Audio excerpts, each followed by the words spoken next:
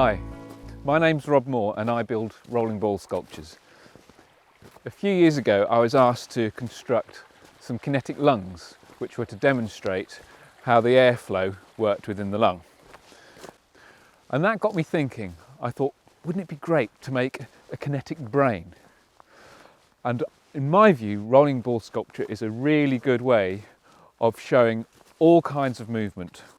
For example, you can show how liquid moves, how electrical activity is taking place, in this case of course within the brain. So this movement can be supported by lighting.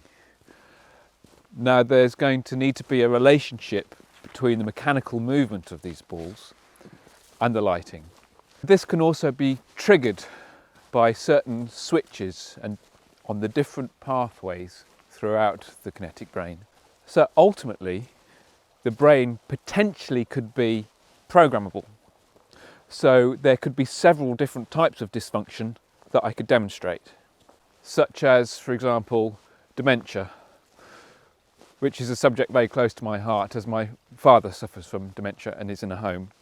But other things like stroke, epilepsy, tumours, Parkinson's, schizophrenia, MS, but more positive things that happen in the brain as well, like what happens during exercise.